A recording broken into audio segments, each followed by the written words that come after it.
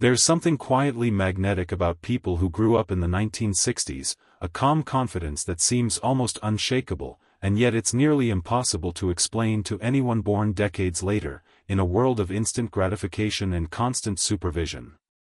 From the very beginning, their childhood was a training ground for traits that would shape them into adults who handle life differently. Imagine being 6 or 7, lining up in school for morning drills, carefully listening to instructions while imagining what might happen if everything went wrong, learning early that life could demand both attention and composure at the same time. Picture walking to class alone, knowing which streets to cross carefully, greeting neighbors politely, understanding who could be trusted and who couldn't, each small decision quietly building awareness, responsibility, and the ability to navigate uncertainty without panic. In the afternoons, they might be sent to the corner store with a few coins, calculating what to buy and what to save, discovering in a tactile, almost painful way that resources were limited and choices mattered. At home, they helped their parents with real tasks, fixing a leaky faucet, helping in the kitchen, or taking care of a younger sibling, learning through doing rather than being told, building a sense of practical intelligence that many today never experience. Every scraped knee, every burned finger, every minor failure wasn't coddled, it was a lesson in resilience, in understanding that discomfort could be endured and overcome. Even boredom had a purpose, afternoons spent inventing games with neighborhood kids, figuring out rules together, negotiating disputes, and improvising challenges built social intelligence, patience, and creativity that lasted a lifetime. It was in these small, ordinary moments that 5 rare traits were quietly nurtured. They learned to handle emotions internally, staying calm under pressure, while setbacks became opportunities to recover silently, without applause.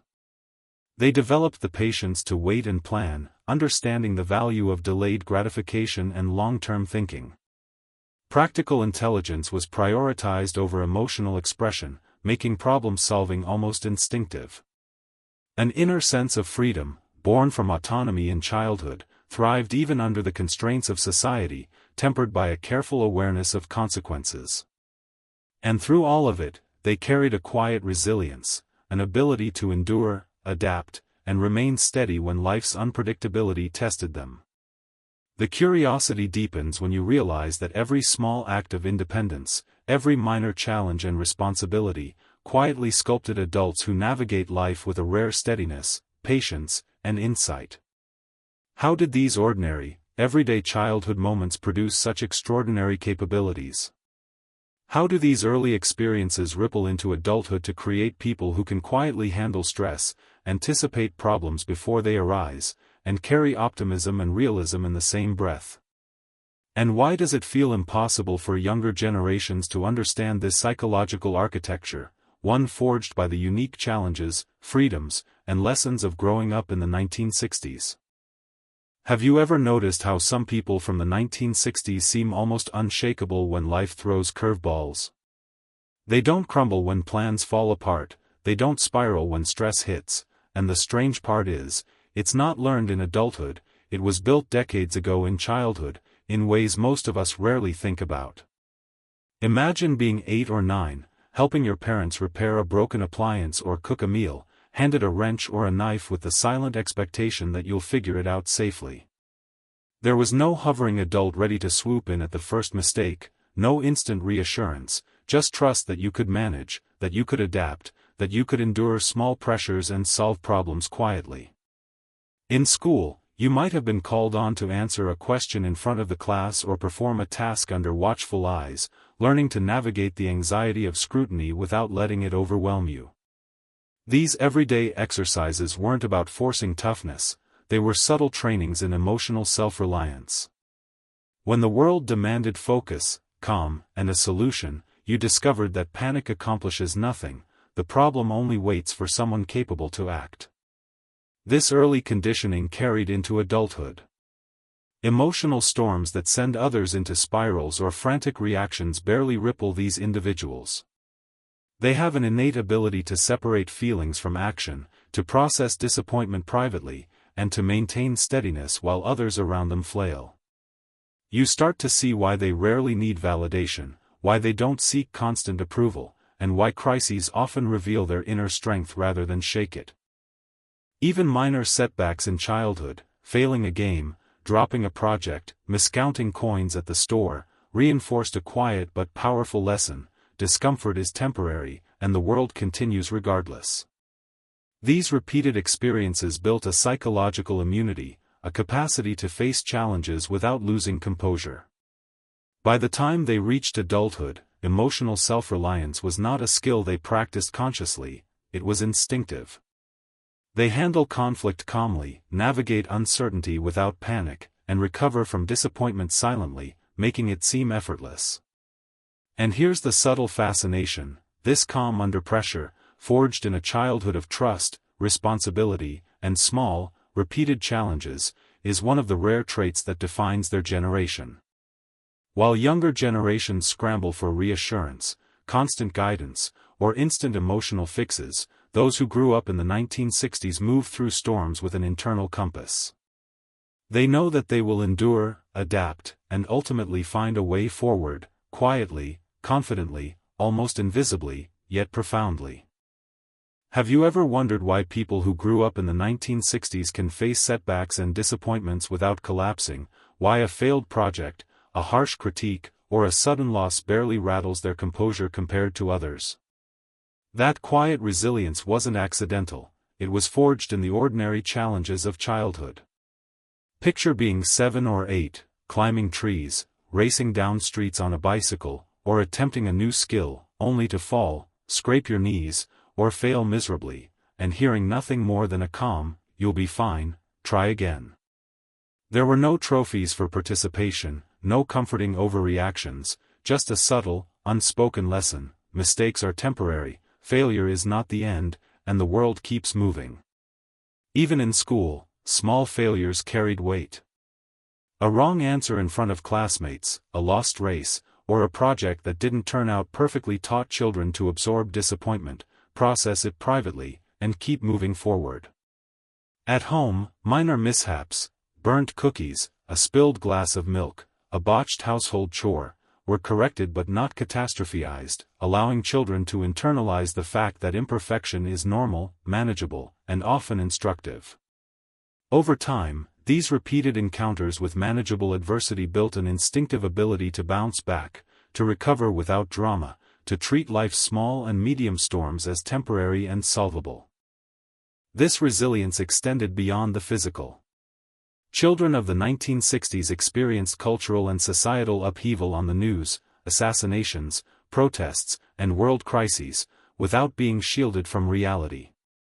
They absorbed the uncertainty, the unpredictability, and yet life continued. They learned that disappointment, grief, and loss are part of existence, and that endurance matters more than constant reassurance. By adulthood, these lessons translated into a subtle strength. They don't collapse under emotional strain, they don't need applause or validation to recover, and they approach challenges with an almost quiet certainty that they will emerge on the other side. Here's the remarkable part: this trait, developed in countless small, uncelebrated moments, gives them a form of psychological immunity. They can take hits, in careers, relationships, or personal goals, and bounce back with a steadiness that seems almost effortless. While others ruminate, panic, or demand support, they keep moving, learning, and adapting, quietly proving that resilience isn't a flashy trait or a taught skill, it's a habit embedded deeply through lived experience, repeated failures, and the simple wisdom that life goes on, no matter what. Have you ever noticed how some people who grew up in the 1960s seem to solve problems almost instinctively, quietly reading situations and figuring out solutions while others get stuck in emotion or overthinking? That wasn't luck, it was shaped by a childhood filled with real, hands-on experiences that demanded practical thinking over constant emotional expression. Picture being 8 or 9, standing in the garage while your father shows you how to fix a lawnmower, or kneeling beside your mother learning to sew a torn sleeve, the needle dangerously close to your fingers. There was no hovering, no spoon-feeding, just the expectation that you would figure it out, carefully observe, and learn by doing. Every task taught a subtle but crucial lesson: understand the problem, weigh your options, and act. In school, these lessons continued. Group projects, science experiments, or even playground games required strategy and problem-solving. When rules were unclear or conflicts arose, children had to negotiate, adapt, and make decisions independently. Emotions were part of the experience, of course, but expressing them excessively didn't solve the challenge at hand. Instead, you learned to channel energy into practical solutions, to observe carefully, anticipate obstacles, and navigate complexity without panicking. Everyday life, from collecting coins at the corner store to repairing minor household mishaps, reinforced this kind of intelligence, a blend of observation, foresight, and action. Even small failures strengthened this trait. A toy broken while experimenting, a dish ruined while cooking, or a project that didn't work out taught children to analyze what went wrong, make adjustments, and try again. Over time, this built a generation that naturally prioritizes understanding and solving problems over dwelling in emotion.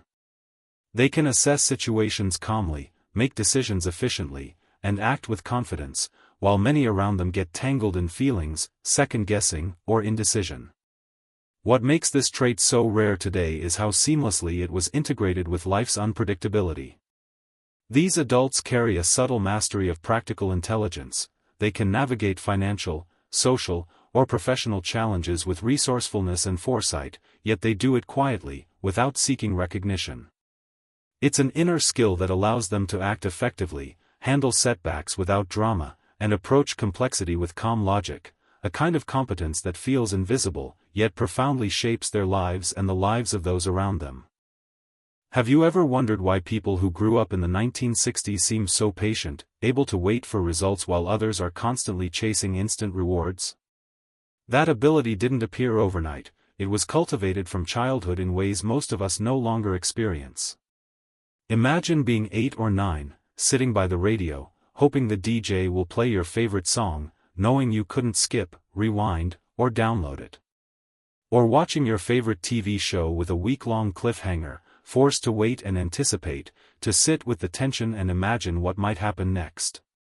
This rhythm of wanting and waiting subtly rewired a generation's brains, teaching them that some things, the truly valuable things, take time and patience. Even ordinary chores reinforced this lesson. Saving coins to buy a toy instead of spending them immediately, helping a parent plan a household project, or tending a garden and watching plants grow slowly over weeks or months taught children the importance of planning, persistence, and delayed rewards. Every small act built a mental framework for long-term thinking, showing that effort invested now often pays off later, and that satisfaction from instant gratification is fleeting, while delayed rewards carry meaning and consequence. Failures and setbacks also played a role. Losing a game, not being chosen for a team, or having a project fail forced children to adapt, try again, and understand that results are not always immediate. Patience was reinforced not by lectures but by lived experience, the waiting, the effort, the slow accumulation of progress. Over time, this became a natural, almost instinctive way of interacting with the world. As adults, these individuals approach careers, relationships, and personal goals with a remarkable capacity for foresight. They plan ahead, endure delays without frustration, and prioritize actions that build long-term value over short-term comfort. In a society obsessed with speed and instant results, their patience and ability to delay gratification stands out as a rare psychological advantage, a trait quietly sculpted by decades of ordinary experiences, a rhythm of anticipation and measured action that gives them an enduring edge in life. Have you ever noticed how people who grew up in the 1960s often carry a quiet sense of freedom, a sense that they can think, imagine, and make choices internally, yet they rarely act impulsively or draw unnecessary attention to themselves? That inner freedom wasn't accidental, it was nurtured through a childhood full of autonomy, responsibility, and subtle boundaries. Picture being 7 or 8, left to play in the neighborhood until dusk, deciding what games to invent, how to solve disputes among friends, and how to include or exclude others, all without adults intervening at every step. You were free to explore, create, and test limits, yet you had to operate within the unspoken rules of safety, social norms, and practical consequences. Every small decision reinforced the balance between independence and restraint. In school and at home, similar lessons continued. Completing a chore, managing coins at the corner store, or navigating group activities taught children that freedom came with accountability. You could experiment, innovate, and imagine, but there were boundaries you had to respect, consequences you had to consider, and responsibilities you could not ignore. This created a deep psychological pattern: the ability to think freely, to act creatively, to make choices confidently, all while understanding when restraint is necessary, when patience or observation is wiser than impulsive action. Even setbacks strengthened this dual capacity. Scraped knees, failed projects, or social disagreements forced children to adapt, think critically, and find solutions without overreacting. They learned that true freedom isn't the absence of rules but the ability to navigate rules wisely, to act decisively when necessary, and to wait or step back when restraint serves a better outcome. Over time, this produced adults who can manage internal impulses, maintain self-control under stress, and operate independently without unnecessary dependence on others. The fascination is subtle but powerful. This trait combines autonomy, self-discipline, and psychological flexibility. They possess an inner freedom that allows creativity, confidence, and initiative, yet they rarely act recklessly or impulsively. In a world increasingly dominated by external pressures and constant distractions, this balance between internal liberty and external restraint is one of the rarest traits of their generation, quietly guiding them through life with both confidence and wisdom. Now, step back and consider the bigger picture. The people who grew up in the 1960s carry a psychological blueprint shaped by decades of small, formative experiences that demanded independence, patience, resilience, and practical intelligence long before adulthood. They learned to handle discomfort without panic, to recover from setbacks without needing applause, to think practically instead of being ruled by emotion, to wait and plan for long-term rewards, and to exercise inner freedom while respecting the boundaries of reality. These 5 rare traits weren't taught in books or workshops, they were absorbed through everyday life, repeated countless times in ordinary, often overlooked moments. As adults, these qualities allow them to navigate uncertainty with quiet confidence, to face challenges with patience, and to make decisions with clarity. They hold optimism and realism simultaneously, understanding that setbacks are temporary and progress requires effort. Their emotional self-reliance, resilience, practical intelligence, patience, and balanced freedom combine into a rare form of steadiness, one that seems almost foreign in today's world of instant results and constant reassurance. The deeper lesson is this: the challenges and freedoms of childhood, the scraped knees, the solo trips to the corner store, the unsupervised afternoons, the delayed rewards, all built a psychological architecture that serves them to this day. And when you watch them in action, it becomes clear that these traits aren't just charming quirks, they are survival tools, finely honed over a lifetime, and a blueprint for approaching life with calm, clarity, and quiet mastery. So, reflect on this: could the way we approach challenges today, the need for instant comfort, constant validation, and immediate results, be limiting our own growth? Observing the 1960s generation offers more than nostalgia, it offers a roadmap. A reminder that resilience, self-reliance, patience, and inner freedom aren't born overnight, they're forged through the ordinary, uncelebrated moments of life, and they can be cultivated, even in a modern world that rarely allows children to experience them naturally. Their legacy isn't just history, it's a living lesson in how enduring strength and quiet wisdom are built, one small, deliberate experience at a time.